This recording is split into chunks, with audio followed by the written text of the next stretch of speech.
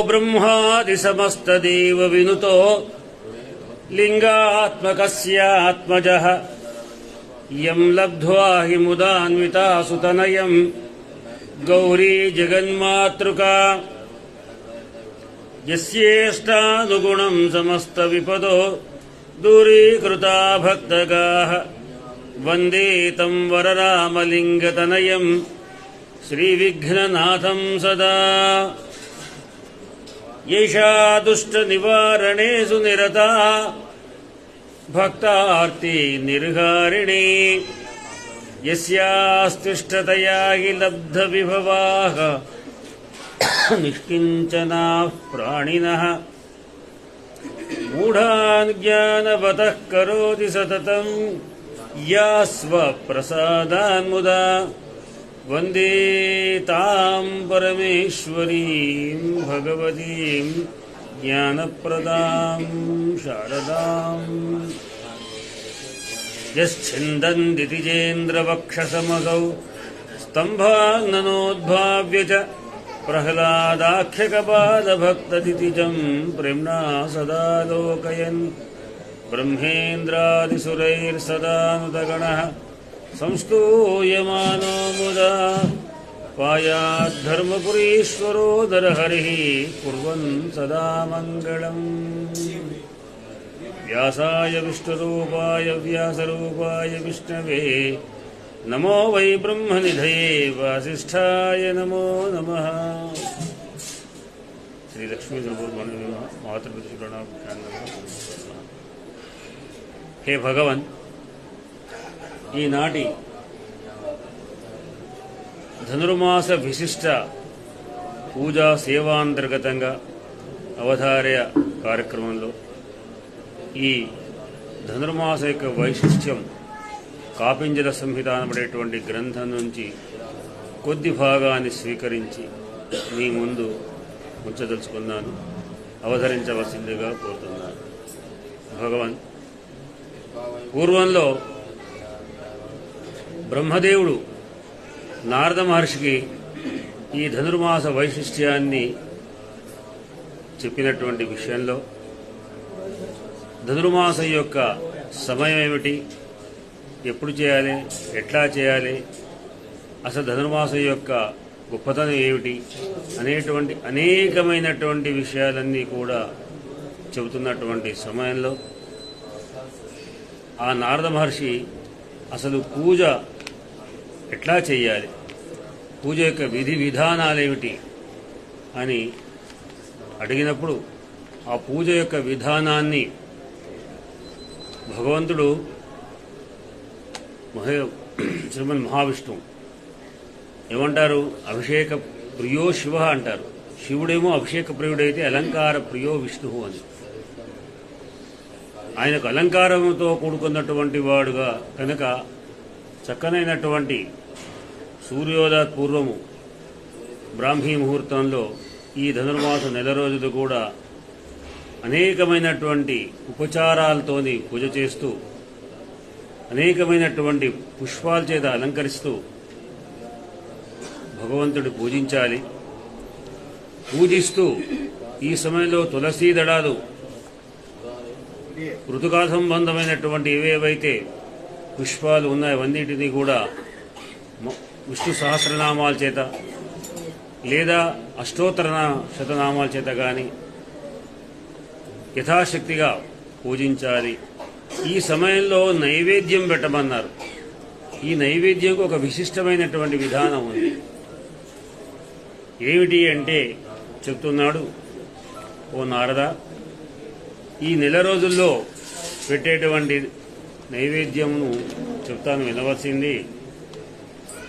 ముద్గద్విదళ సంఖ్యాతు తాన్ తండులానాం తథైవ చ తయోః ప్రమాణం వక్ష్యామి ముద్గాన్న కరణేత్రవై. ముద్గాన్నము అంటారు, కృసరమని కూడా సంస్కృతంలో. ముద్గాన్నం అంటే ఏమిటి? పెసరు పప్పుతో కలిపి చేసినటువంటి అన్నము, పులుగముగా చెప్పబడేటువంటి అన్నము ఈ సమయంలో పెట్టాలి. 15 రోజులు పూజలో నైవేద్యంగా పెట్టాలి. ఎట్లా పెట్టాలి? ఏదో అన్నంలో ఓ 4 దళాలు వేసినంత మాత్రాన కాదు. ముద్గద్విదళం. ముద్గం అంటే పెసరు, ద్విదళం అంటే దాని పప్పుగా చేసినటువంటి ముద్గద్విదళం అంటే పెసరపప్పు.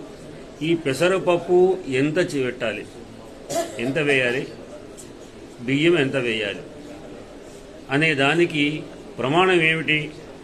తండులానాం సమంచేత్ ముద్గద్విదళముత్తమం. ఎంత బియ్యం తీసుకుంటున్నామో అంత బియ్యం అంత పెసరపప్పు కలపాలి. తాను ఎంత పెట్టాలనుకుంటాడో ఆ రెండింటిని సమభాగం చేసి ఆ రెండిటితో కలిపి ఈ ముద్గాన్నం పులుగం చేయాలి. ఇది చాలా శ్రేష్టమైనదిగా చెప్పబడుతున్నది. కాదు అంత పెట్టలేనుకున్నప్పుడు ఎంత బియ్యం అయితే ఉందో అందులో సగం చేస్తే పెసరపప్పు పెడితే అది మధ్యమం కింద చెప్పబడుతుంటుంది. కనుక మధ్యమం తండులార్థం తదర్థం అధమం కాదు, అంతకంటే పావుభాగం, బియ్యంలో పావుభాగం మాత్రమే ఆ పెసరపప్పును పోస్తే అది అధమమైనటువంటి 3వ కేటగిరీగా చెప్పబడుతున్నటువంటి స్థితి. అది ఇంకా ఆ ప్రకారంగా పెట్టవచ్చు. అంటే ఉత్తమము, మధ్యమం, ఉధమం, మంచి అయినటువంటిది, మామూలు అయినటువంటిది, ఇంకా తక్కువగా చెప్పబడేటువంటి విధానంలో ఉత్తమం అయితేనేమో సమానంగాను, మధ్యమైతే అర్ధభాగంగాను, అథమైతే పావుభాగమైనటువంటి పెసరపప్పును కలిపి బియ్యంతో కలిపి నైవేద్యం తయారు చేయాలి. ఇంతకంటే తక్కువ చేస్తే అది హీనం కింద లెక్క. ఇంకా అది అధమైనటువంటిది. ఏదో దగ్గర ఉంది కదా అని ఏదో కొంత చేస్తామంటే కాదు. కనుక కొంతమంది ముద్గలానాం ద్విగుణం ప్రవదంతి. ఇంకొంతమంది కొన్ని శాస్త్రాలను అసలు బియ్యం కంటే రెట్టింపు పప్పు వేయమన్నారు. కొన్ని గ్రంథాలు, కొన్ని శాస్త్రాలు, కొన్ని పురాణాల్లో చెప్పబడుతున్నది. అది బాగుంటుంది అనేటువంటి వాళ్ళ అభిప్రాయం. ఈ విధంగా పెసరపప్పును బియ్యాన్ని కలిపి చేసేటువంటి ఈ కృసరమును, ఈ ముద్గాన్నమును, దీంట్లో రుచికరం కొరకు మరీచి, హింగు, మిరియాలు, ఇంగు, అట్లానే లవణము, ఉప్పు, వీటన్నిటితో కలుపుకున్నటువంటి దాన్ని రుచికరంగా సుమనోహరంగా వండాలి. కనుక ఇటువంటి ముద్గద్విడత సమేతమైనటువంటి శాల్యానం అంటే బియ్యంతో చేసినటువంటి అన్నం శాల్యం అంటాము. ఇది అమృతోపమంగా భగవంతునికి తినేవారికి అమృతంలాగాను ఉండాలి. కనుక ఏదో ప్రసాదం తీసుకుంటున్నాం ఇబ్బందిగా ఉంది అనే విధంగా తీసుకునేవాళ్ళు కానీ భగవంతుడిగా అనిపించకూడదు. కనుక ఈ విధంగా తయారు చేసినటువంటి దాన్ని ఆ స్వామికి నివేదన చేయాలి. హే భగవాన్, నేను నా శక్త్యానుసారంగా ఈ విధంగా నాకు తెలిసిన విధంగా నైవేద్యాన్ని తయారు చేశాను. సంగృహాణ హృషీకేశ తవ ప్రీత్యై నివేదితం. నీకు ప్రీతిని కలిగించాలనే భావనతోని నేను నీకు నైవేద్యాన్ని అర్పిస్తున్నాను. కనుక దీన్ని నీవు స్వీకరించవలసింది అంటూ నైవేద్యం పెట్టాలి. దీంతో పాటు ఇంకా ఏం పెట్టాలి?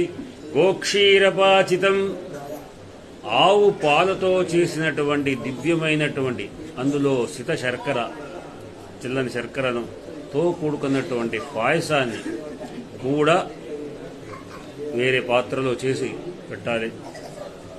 ఇటువంటి పరమాన్నం కూడా భక్తితో చేయాలి. వివిధములైనటువంటి ఈ సమయంలో దొరుకుతున్నటువంటి ఏవైతే కూరగాయలు, శాకములు ఏవైతే ఉన్నాయో వాటన్నిటినీ కూడా రుచికరంగా వండినటువంటివి వాటిని కూడా పెట్టాలి. అదేవిధంగా కదళీ ఫల గోక్షీర దధిఖండ మిశ్రితం, అరటిపళ్ళు లేదా ఇంకేమైనా సమయం దొరికినటువంటి రుచికరమైన పండ్లను, భగవంతుడి కదళీ ఫలం బాగా ఇష్టం కనుక అంటే అరటిపళ్ళు, ఇటువంటివి అట్లానే ఆవు పాలతో చేసినటువంటి దధి పెరుగు, ఆ పెరుగు కూడా గడ్డలాగా ఉండాలి, ఖండం మజ్జిగలాగా చేయడం కాదు. ఆ విధంగా ఉన్నటువంటి దాన్ని కూడా కలిపినటువంటి వాటిని కూడా పెట్టాలి. ఈ విధంగా నేను నైవేద్యం చేశాను ప్రభు, నీ ముందు ఉంచుతాను, ఇవన్నీ కూడా చూడు పదార్థాలు అనేవి పెట్టాను, ఇదిగో ఇక్కడ పులుగ ఉంది, ఇక్కడ ఇవి పాలు పెరుగుతూ ఉన్నటువంటివి ఉన్నాయి, ఇక్కడ పళ్ళు ఉన్నాయి, ఇక్కడ పాయసం ఉంది అంటూ అన్నిటినీ చూపిస్తూ ఆ భగవంతుడికి నైవేద్యం పెట్టాలి. నైవేద్యం గృహీతాం, నీకు ప్రీతిని కలిగించాలనే నేను పెట్టేటువంటి నైవేద్యం నీకు సంతృప్తి కలుగుతుందని నేను అనుకుంటున్నాను, హే మధుసూదన కేశవ అంటూ ఈ విధంగా నైవేద్యాన్ని సమర్పించాలి. ఈ 15 రోజుల్లో పెట్టేటువంటి నైవేద్యం యొక్క విశిష్టమైన నైవేద్యం ఈ విధంగా ఉండాలి అని ఆ బ్రహ్మదేవుడు ఆ నారదుడు చెప్పిన విషయాన్ని సూత మహర్షి శౌనకాది మహర్షులకు కూడా చెప్పాడు. ఓం స్వస్తి స్వస్తి ప్రజాభిః పరిపాలయంతాం న్యాయేన మార్గేణ మహీం మహేషాః గోబ్రాహ్మణేభ్యః శుభమస్తు నిత్యం. లోకాః సమస్తాః సుఖినో భవంతు. లక్ష్మీగంజానవే భానవే శ్రీమద్ధర్మపురీజాయ శ్రీనృసింహాయ మంగళం. ఓం స్వస్తి.